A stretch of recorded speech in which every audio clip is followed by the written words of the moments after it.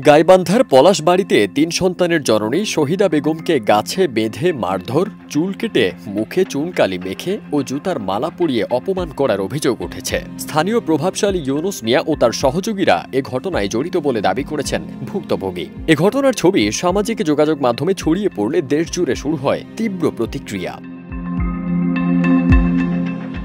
সামাজিক মাধ্যমে কয়েকদিন যাবৎ গাছে বাঁধা অবস্থায় ভাইরাল ওই ছবিতে দেখা যায় আমগাছের গোড়ায় শহীদার হাত ও কোমর দড়ি দিয়ে বাঁধা, মাথার মাঝখানে চুল কাটা, চোখে মুখে আঘাতের চিহ্ন স্পষ্ট। সামাজিকভাবে অপদস্থ বলতে যা বোঝায়, ইউনুস, কালাম ও তার নারী সহযোগী সেলিনা গ্যাংয়ের সদস্যরা সবই করেছেন ভুক্তভোগীর সাথে। এরপর সে দৃশ্যের ছবি তুলে তা সামাজিক মাধ্যমে ছড়িয়ে দেয় ইউনুস বাহিনী। সেলিনা বলে কি, আমি জুতের মালা গলায় দিয়ে মানুষকে দেখাবো, তখন আমার গলায় জুতের মালা দিছে। তখন আমার গলায় জুতের মালা দিছে।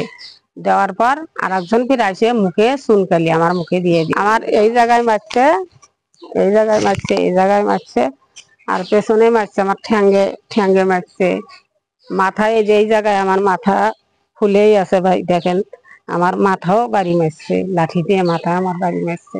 ঘটনাটি ঘটে ২৭ জুলাই দুপুরে পলাশবাড়ি উপজেলার মনোহরপুর ইউনিয়নের তালুক ঘোড়াবান্ধা গ্রামে। ভুক্তভোগী শহীদা জানান, বড় জায়ের বাবার বাড়ি থেকে নিজ গ্রামে ফেরার পর ইউনুস মিয়া ও তার লোকজন তাকে পরকীয়ার অপবাদে গাছের সঙ্গে বেঁধে নির্যাতন করে। এই নির্যাতনের পর শহীদার বাড়িতেও হামলা চালানো হয়। ভাঙচুর ও লুটপাট করে গরু বিক্রির ১ লাখ টাকা নিয়ে যায় হামলাকারীরা। শহীদা বলেন, তারা চায় আমি গ্রাম ছেড়ে চলে যাই, যেন তারা আমার জমি দখল করতে পারে। থানায় অভিযোগ দেওয়ার পর থেকে তারা আমাকে হুমকি ধামকি দিয়ে যাচ্ছে। ইউনুস আর তোমার হলো কালাম, ওরা সহযোগিতা করছে। আগে সবাই বলে আশার সাথে মহিলাকে আগে বান্ধি দেয়। তো তখন আমাকে ওখানে যখন ধরছে, তখন আকপাড়ার আমার ৪-৫ জন আমাকে আগেছে, মনে করো মারধর করার সময় আগেছে। আমি বাড়িতে আসছি, বাড়িতে এসে ঘরের মধ্যে ঢুকে মোবাইলটা আমি চাদর দিয়ে ধরছি। সেখান থেকে আমার ঘরের মধ্যে যায় আমাকে ওখান থেকে টানি বাই করে হাত বান্ধিছে, পাও বান্ধিছে, বান্ধে আমাকে নিয়ে যা গাছের সাথে বান্ধে রাখছে। এ ঘটনার খবর পেয়ে স্থানীয় ইউপি সদস্য আসাদুজ্জামান মজনু ঘটনাস্থলে গিয়ে শহীদাকে উদ্ধার করে হাসপাতালে পাঠান। পরে আইনি পদক্ষেপ নিতেও পরামর্শ দেন তিনি। এদিকে অভিযুক্ত ইউনুস মিয়ার সাথে যোগাযোগের চেষ্টা করলে তিনি কথা বলতে রাজি হননি। উল্টো তার লোকজনই সাংবাদিকদের ভিডিও ধারণ করে রাখে। হরিণাবাড়ি তদন্ত কেন্দ্রের এসআই সবুজার আলী বলেন, ঘটনার প্রাথমিক সত্যতা পাওয়া গেছে, আইনানুগ ব্যবস্থা প্রক্রিয়াধীন। স্থানীয়দের অভিযোগ, ইউনুস মিয়া ও তার গ্যাং এলাকায় এতটাই প্রভাবশালী যে কেউ মুখ খুলতে সাহস পর্যন্ত করেন না।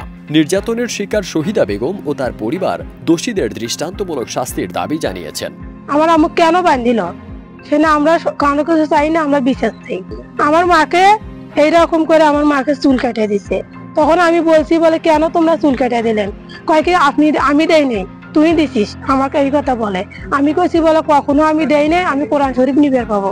এত আস্পর্ধার পেছনে আসলে কাদের হাত? কোন শক্তিতেই বা ইউনুস বাহিনীরা এত বেপরোয়া?